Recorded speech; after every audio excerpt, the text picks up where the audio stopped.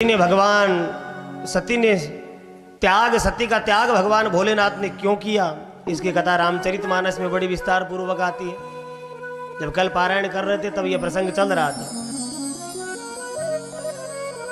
एक बार दंडकारण्य में सीता जी का हरण करके रावण जब ले गया, तब राम जी और लक्ष्मण जी रुदन करते हुए सीता जी को ढूंढते हैं और सब वृक्षों से, पत्तों से, डालियों से सबसे पूछते हैं कि क्या तुमने हमारी सीता को देखा? तो सबने कहा कि हमने आपकी सीता को नहीं देखा। उसी समय नंदी पर सवार होकर भोलेनाथ सती माता के साथ में भ्रमण करने के लिए आए। तो भोलेनाथ की नजर पड़ी अपने ठाकुर जी पर, अपने आराध्य अपने राम जी पर। तो नंदी से नीचे उतरकर दूर से ही भगवान को प्रणाम किया। बोलिए सियावर रामचंद्र भगवान की जय। सती ने पूछ लिया, बोले भोले बाबा, एक साधारण से जंगल में भटकने वाले तपस्वी एक युवक को आपने प्रणाम क्यों कर लिया? भोले बाबा ने कहा कि ये कोई साधारण नहीं है, ये हमारे परमेश्वर हैं, यही तो हमारे आराध्य हैं जिनकी माला को मैं रोज जपता हूं। सती को विश्वास नहीं हुआ कि ये कैसे आराध्य हो सकते हैं जो अपनी पत्नी की खोज में ही रोए जा रहे हैं। ये कैसे भगवान हो सकते हैं, परब्रह्म हो सकते हैं। जब संदेह उत्पन्न हुआ तो भगवान ने कहा कि जाओ परीक्षा कराओ।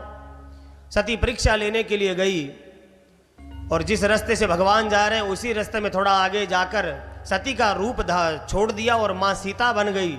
सीता का रूप बनाकर रास्ते में बैठ जाती हैं। राम जी जैसे ही नजदीक पहुंचे तो भगवान ने नेत्रों से देखा नहीं, दूर से ही भगवान ने पिता के साथ नाम ले लिया। बोले, हे दक्ष पुत्री, हे सती मैया, आप यहां पर क्या कर रही हो? जब पिता के साथ में नाम सहित भगवान ने पहचान लिया तब सती शर्म के मारे सर को नीचा कर लेती है।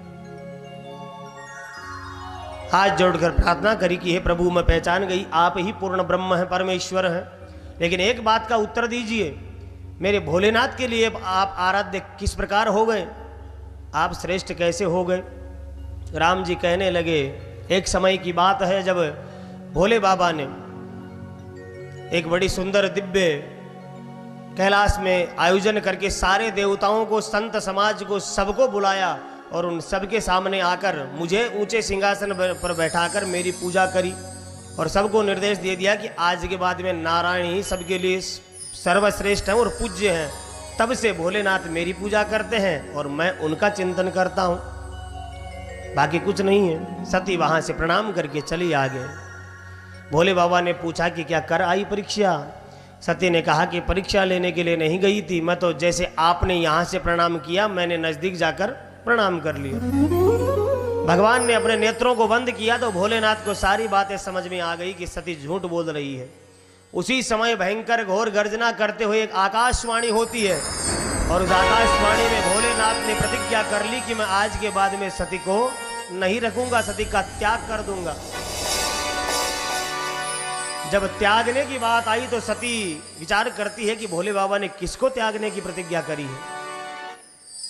समझ नहीं पाई। भोले बाबा तुरंत नंदी पर बैठे, बोले चलो देवी कैलाश में चलते हैं। शिव पुराण में कथा आती है 87,000 वर्षों तक सती भोलेनाथ के साथ फिर भी रही आगे।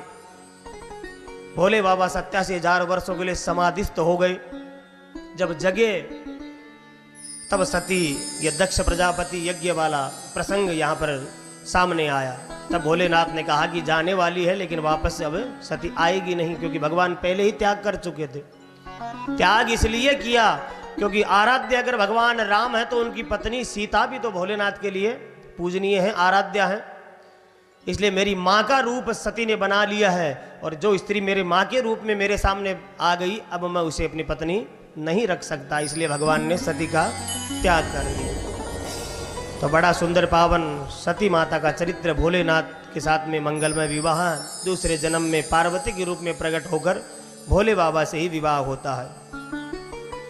तो अलग अलग रूप में शक्तिपीठों के रूप में यह सती का ही दिव्य शरीर भारतवर्ष में स्थापित हुआ, जो आज भी भक्तों की मंगल कामनाओं को पूरी करता है।